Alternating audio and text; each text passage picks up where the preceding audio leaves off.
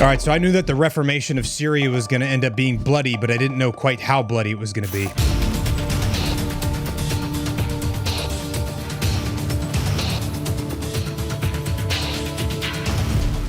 Welcome back to the channel, guys. Today we're going to be talking about the things that have been happening in Syria since Thursday, the 6th of March. Syria has been experiencing a series of deadly attacks and clashes and all kinds of crazy stuff targeting a number of different organizations, including Christian minorities and Alawites. And we're going to talk about it a little bit. One thing I noticed, and I thought it was a pretty good explanation of the things that have been happening over the past, couple decades on a open source intelligence reporting page called Warfare Analysis. And it's a thread. This guy's opinion, so don't take this as like fact. This is this guy's opinion. I don't know who this person is, but it does kind of like explain a little bit of the backsetting behind a lot of the things that have led up to where we're at right now. So I want to go over that a little bit with you guys. It'll help kind of like lay the groundwork to explain kind of the things that have been going on. The caption of this thread is what actually happened in the past few days in Syria. So the first thing he says is, to understand, we have to go back months. After taking over Damascus, the Syrian revolutionaries issued a general amnesty for all officers and military personnel of the Assad regime's army. And they did that because there's a lot of families associated with the regime that are still Syrians, and they're not trying to like force everyone out of the country who had anything to do with the Syrian regime at one point, because they understand that people have the ability to change. And I think probably more than likely because they know they can't just like kick, a quarter of the country out, because you just can't do that, right? So they established reconciliation centers throughout the region in every province under their control, where soldiers surrender their weapons and receive a card confirming that they had settled their status and that they would not be held accountable for their service in Assad's army as long as they had not committed war crimes or participated in any massacres. That's the key, right? Now, obviously, the Assad regime was guilty of tons of war crimes, tons of slaughters of civilians, tons of like mass graves, chemical attacks, barrel bombs being dropped out of helicopters onto cities, chemical warfare, all kinds of stuff. So it was a real messy conflict for the whole time that it was going on. Thousands of people settled their status in this reconciliation manner. The fact that they provided amnesty for people, according to this guy, says that the step provoked the majority of Syrians who saw it as a naive move to forgive those who had committed crimes, killed more than 1 million Syrians based on identity, and displaced 13 million others. Like I said, there's a lot of ethnic cleansing stuff going on. Christians were persecuted, Jews were persecuted. Anybody that was not directly attached or involved with the regime were persecuted in some way, shape, or form, and millions of people were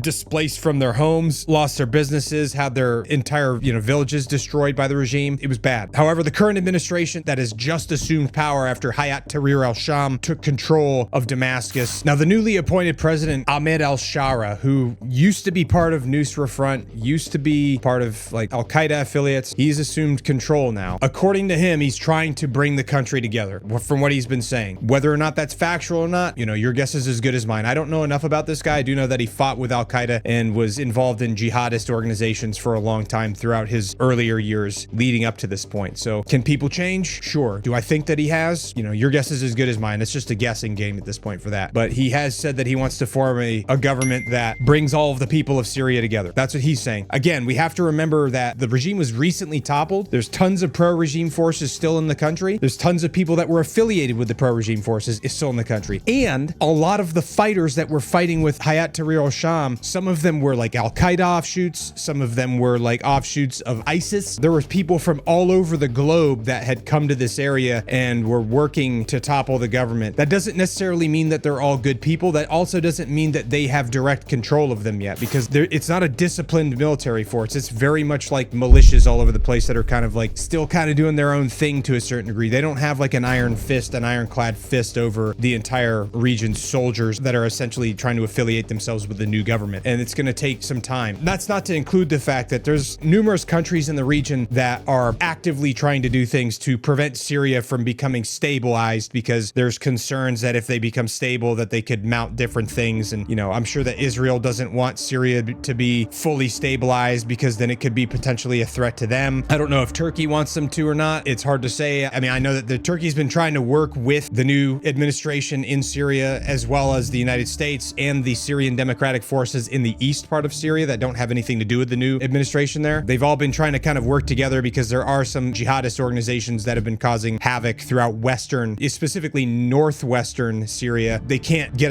their government to become stabilized if they have chaos. They can't get tourism to start coming back in if it's not safe for tourists and all kinds of stuff like that. So at least from what they're saying, trying to stabilize the region, although there's a lot of people that are probably wary or at least paranoid or concerned or have concerns about that. Anyway, let's keep moving on with the thread. This step provoked the majority of Syrians when they basically gave people amnesty, essentially, because they thought that it was naive, because they figured that, you know, there's so many people that committed so many crimes and committed like ethnic cleansing and genocide and chemical warfare and all kinds of stuff, and they think it's naive to grant them amnesty for that. According to Warfare Analysis, the Syrian administration stated that anyone with accusations against specific individuals should file a complaint at security centers where their cases would be reviewed according to the law. The security situation, the availability of weapons among some civilians, and the anger towards the Syrian administrations seen as indifferent to their grievances led to isolated incidences where individuals who knew of officers responsible for killing their relatives took matters into their own hands. Again, goes back to, like I said, they don't necessarily have control over everybody in all these regions because there's a lot of deep-seated anger within the people that were oppressed by the Assad regime, and they're taking, like, there's like lone wolf things or small groups of people committing attacks or committing crimes because they have this deep-seated hatred towards the previous regime, and so they're going out and doing whatever they want, kind of like taking, because they feel like they're justified in their actions, right? They would eliminate the officer and leave a note on the body stating the officer's name, workplace, and the crime that he had committed after they took that officer's life. And this has been happening all over the place. These incidences were limited and disappeared after the first 2 months as Syria's Minister of Interior Forces established control. With regular security patrols in place, it became difficult for any Syrian citizen to seek revenge. Historical background. The Alawites. The Alawites were specifically associated oftentimes with the previous regime because a lot of folks that were Alawites were associated with regime in some way, shape, or form. They're a religious sect of Shia Muslim that emerged the 9th century and primarily lived as minorities in Syria and Turkey. Most reports estimate their population at a maximum of 10 to 11% of the Syrian people, who are predominantly Sunni Muslims. Now, the Ba'ath Party and Pan-Arabism. The Ba'ath Party was the party that the Assad regime essentially was. They were part of the Ba'ath Party. Arabism is a movement supported and nurtured by Western colonialism to serve as a substitute for the Islamic identity that united the region with its minorities. This allowed nationalism to dominate, causing minorities in the Arab world to feel oppressed and excluded if they are not Arabs, and fostering nationalist tendencies. Political Islam has been and continues to be the only deterrent to successive European colonial campaigns in the Middle East. One of the most famous movements is the Arab Ba'ath Party. The party was founded on April 7th, 1947 by Michael Aflaq and Saladin al-Bitar in Damascus, Syria, and it found followers throughout the Arab world. Now, obviously, I don't know enough about the Ba'ath Party's founding, what the Ba'ath Party did specifically, or what they were trying to do to be able to verify whether this is accurate or not. So I encourage you guys to do some research on the Ba'ath Party to see what you think. Look up what the history of the Ba'ath Party was. This is just me reading what this guy put because I find this stuff interesting, and I'd like to understand the situation a little bit more because Syria is probably one of the most complicated areas of operation on planet Earth. There are so many different organizations operating in there that have been operating there for decades. This is very complicated stuff. The Ba'ath Party was founded and led mostly by Arab minorities because it was their only means to achieve power. In Syria, its prominent leaders were from Christian minorities, and the Alawite minority came to power. In Iraq, Saddam Hussein emerged from the Sunni minority as a significant portion, close to half of population, but not majority. Yeah, so Saddam Hussein was also part of the Ba'ath Party as well. And he says, why do Westerners/Zionists resort to promoting any ideology other than political Islam in the Arab world? Because the Palestine cause is a sacred one in Islam due to the presence of Al-Aqsa Mosque. The only way to diminish the importance of liberating Palestine is to eliminate political Islam. Obviously, again, I don't know if that's factual. That's what this guy believes. I'm just reading what he says because I find it interesting to hear other people's opinions. It's not my opinion, it's his opinion. Interesting take though. Hafez al-Assad. If you have read the previous post, you would have to understand that the Ba'ath Party was a Trojan horse for minorities to seize power. And that is exactly how Hafez al-Assad reached power, not by election by the Syrian people, but by a coup. Hafez al-Assad became president in 1971 after the coup in 1970. He was the Minister of Defense when Israel occupied the Golan Heights in 1967. And if you know any military or have common sense, you would understand that there is no way the Israeli army of the 70s would have been able to seize or advance towards the Golan Heights. For a simple reason. Golan Heights rises to an average elevation of about 3,280 feet above sea level, with some areas reaching as high as 9,186 feet. Its strategic importance lies in its elevation, which provides a commanding view over the surrounding areas, including northern Israel and southern Syria. Now, I know there's been a lot of talks from Israel about the Syrian Druze, which is an Arab minority who practice an offshoot of Islam and also live in Israel, Lebanon, Jordan, and Syria. So Israel captured most of the plateau of the Golan Heights in the 1967 Six-Day War and annexed it in 1981. The U.S. currently views it as an Israeli territory, but most countries classify it as occupied. According to Reuters, the Israeli government has said Syria's new leadership is a threat to Israel and has pledged to help protect minorities in Syria, including the Druze. So it sounds like the Golan Heights is currently occupied by Israel, or they have taken it and claimed it for themselves, based on what these people are saying. But that's a whole nother story. It says the presence of forces there prevents any advance by any invading army unless it is surrendered peacefully to the invading army. And this is what many Arab military experts and even politicians have said. In the 1970s and 80s, there were Arab reports that the surrender of the Golan Heights by Syrian Defense Minister Hafez al-Assad was in exchange for him becoming the president of Syria. Interesting. I don't know if that's true or not, but if that is true, that's a pretty big deal. Like if Israel was like, hey, look, if you surrender the Golan Heights, then we'll, we won't mess with you and we'll let you kind of become the president of Syria. I don't know how accurate that is. How does that make sense? He could just carry out a coup and become president without needing to make any concessions. The legitimacy of a ruler comes either internally through elections or popular mandate for the leadership, or external recognition, and Israel and the West are one entity. Prior to his coup, he fired most of the Sunni high-ranking officers, which were the majority in Syria at the time, and surrounded himself with his minority Alawite officers, some of which were not even in the army but were appointed and given promotions. This helped him seize power and later ensured the continuation of his rule and his son Bashar al-Assad's rule, where the Syrian regime became, by all accounts, an Alawite regime. For a simple reason, it will destroy the country they're trying to build. But what happened in the past 2 days? And this is in reference to last week with all of the ethnic cleansing and killings that were happening on. Prior to the events that took place in the past few days in Syria, number one, the Iranian Fars news agency affiliated with the Iranian Revolutionary Guard Corps published the announcement of the establishment of the Islamic Resistance Front in Syria. Simultaneously, on the 28th of February, another Alawite militia calling itself the Syrian Coast Shield Brigade announced its debut and declared hostilities against the Syrian government. In their first video statement, they said they are the remnants of the former regime's army, which they said in this video. I don't know what they're saying. It's hard for me to say. I'm sure that you could watch that if you want and then translate it if you know how to translate it. The same personnel who were forgiven by the current Syrian administration in the reconciliation centers. So this page is saying that this militia is Alawite in origin, right? Because they're claiming to be part of the former regime. Now, whether or not they're actually Alawite or not, I don't know. You'd have to tell in the video. They may not have been telling the truth. It's tough to say. There's so many different actors. It's hard to verify a lot of this stuff. And a lot of the videos that have been coming out from all these different pages across all over the place on social media, some of them are coming from Israeli accounts, some from Iranian accounts, some from Syrian accounts, some from Turkish accounts. There's a lot of videos getting popped up that they're claiming took place over the past couple weeks, but are actually videos, some of them dating 10 years ago, showing like basically they'll put up videos of massacres that were occurring that were actually the Assad regime committing them, and then claim that that's the new regime committing them today, and claim that as if they were like present videos that were just recorded. There's a lot of weird information like that coming out, so I'm not going to put any of those up because I can't verify them. I don't have like a way to do that right now, so I'm not even going to comment on those or put those up. Now this right here is the new president, al-Sharaa, who is the new president of Syria, and this is what he had to say. It's translated below, so see what he had to say. Some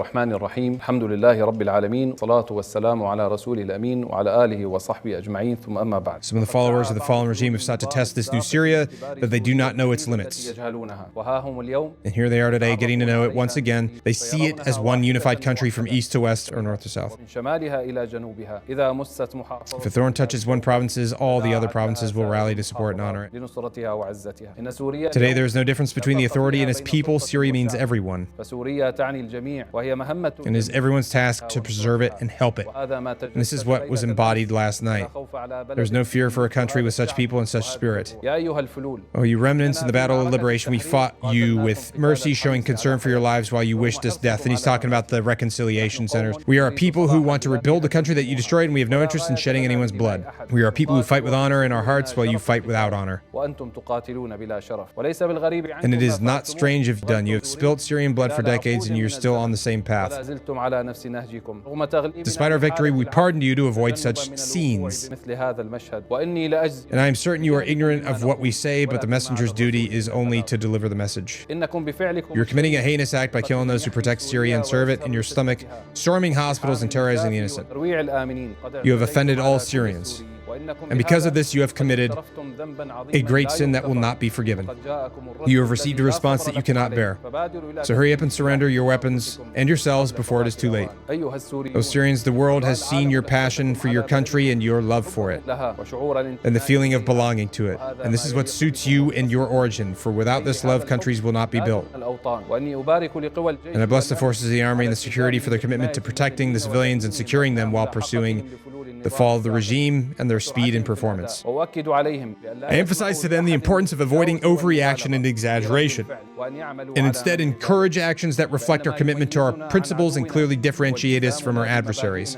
When we give into our morals, we become the same level as our enemies. Basically, he's saying don't stoop to their level. Don't commit atrocities. Don't commit ethnic don't commit don't do these war crimes that the previous regime was doing. You're better than that. You have to rise above. That's what he's saying. Now, whether or not that's been the case at the lowest level down to the individual soldier that's out there, they don't necessarily have 100% control over everyone yet. And they don't have 100% control over all of the forces and all of the soldiers and all of the people in the new Syrian military that's been formed and established out of this toppling of the Assad regime yet. So that's the tough part, right? Because he may be saying this and maybe that's their intent. Now, I can't verify whether that's their intent or not, but maybe that is their intent. It's still tough because they don't necessarily have control because of all this deep-seated hatred that the new Syrian government, a lot of the soldiers have for the Alawites and the people that were involved or associated with the previous government. It's hard for them to control these lone wolves from going out and committing atrocities because they have such deep-seated hatred towards the previous regime and people that were associated with them. Followers of the fallen regime seek provocation that will lead to transgression that they can use to beg for international help. And I remind you that Allah has made the status of prisoner and the status of the orphan and the poor. Al-Sharaa speaks about the status of the captive, the orphan, and the poor. Talks about himself in the third person. Interesting. Insulting prisoners or beating them is a violation of the command of Allah and the law of the country. And finally, we will continue to pursue the remnants of the fallen regime. Those who committed crimes against the people and those who seek to undermine security and civil peace. We will present them with a fair trial. We will continue to restrict weapons to be only in the hands of the state, and there will be no weapons left in Syria. By Allah's will, and a severe account will be held of everyone who attacks unarmed civilians. Indeed, the people living along the coast in areas of conflict are our responsibility. It is our duty to protect and rescue them from the harm caused by the remnants of the fallen regime. And despite what we will face tomorrow, the state will remain secure for civil peace and will not allow to be touched at all. I call on all the forces that joined the conflict sites to fully support the leadership of the soldiers and security personnel there, and to immediately evacuate the sites to control and to allow the security and military forces to complete their work as soon as possible. Syria has moved forward and will not step back one step. So be assured that is with Allah's protection, mercy for the martyrs. I ask Allah to accept them in this holy month. Praise be to Allah, Lord of the worlds. Peace, mercy, and blessings of Allah be upon you. The U.S. Department of State released this on, looks like March 9th, from Marco Rubio, the Secretary of State. The escalation of fighting and civilian deaths in Syria. The United States condemns the radical Islamist terrorists, including foreign jihadis that murdered people in western Syria in recent days. The United States stands with Syria's religious and ethnic minorities, including its Christian, Druze, Alawite, and Kurdish communities, and offers its condolences to the victims and their families. Syria's interim authorities must hold the perpetrators of these massacres against Syria's minority communities accountable. And then Newsweek released an article saying hundreds of minorities, including Christians, killed in Syria. Said Syria is experiencing its deadliest period since the ousting of the President Bashar al-Assad 3 months ago, as clashes have erupted between government forces and pro-al-Assad fighters this week, leaving hundreds of civilians and fighters dead. Since Thursday, the 6th of March, more than 1,000 people have been killed, including Christian minorities and Alawites, the sect to which Assad belongs, according to the Syrian Observatory for Human Rights and local reports. Now, al-Sharaa, the Syrian interim president, has vowed that the new government will respect all communities and affiliations. He's working to gain international legitimacy and has recently met with regional leaders. However, this intense violence could undermine those efforts. The regime was toppled, and then it was kind of quiet for a little bit. A lot of us thought that right after that happened, there was about to be a massive amount amount of like death and destruction dealt out as like retribution to the people that were part of the previous regime. And it didn't happen. And it almost seems like it was kind of stoked, like the kindling caught on fire recently, because there's all kinds of different factions in there. Like I was saying, you know, you've got ISIS, you've got Al-Qaeda, you've got all kinds of organizations that are like offshoots from the Iranian Revolutionary Guard Corps, have been reduced significantly since Syria, basically like the new Syrian leadership has kind of like decided they don't want anything to do with Iran. But it is very complicated. Moscow is still there, like the Russians are still there. Obviously America is in the eastern side of the country with the Syrian Democratic Forces. There are so many different organizations in this country right now operating. It says Thursday, clashes between the Syrian government forces and pro-Assad forces in the coastal area of Jableh, which is predominantly an Alawite region, key piece right there, escalated to death tolls of over 200 people. Again, part of that was, like I said, the new government was out doing security patrols, and then some of these former Assad regime loyalists that happened to be Alawites were conducting these like hit and run tactics where they would like run up on a security patrol and fire on them and try to take out as many people as they could, and then they would run away. They would drop their clothes, they would leave their weapons, and they would disappear back into the community. Anyway, I don't know if that filled in any gaps or explained anything to you guys. I hope that you guys learned a little bit of something. I learned a little bit of something from that. Again, I don't know if warfare analysis is 100% accurate or spot on or on point. I do that. There's a lot of history in the region and there's a lot of animosity towards a bunch of different groups there. Very complicated area of operation. Very, very complicated. So anyway, I hope you guys enjoyed this video. Thanks for watching. Let me know in the comments if you think that there's a chance that they're going to be able to find peace, or if you've got any ideas for things that they could do to resolve this or to stop the killing or to stop the fighting. I'd like to hear what everyone has to say. So I appreciate you guys watching. We'll see you in the next video.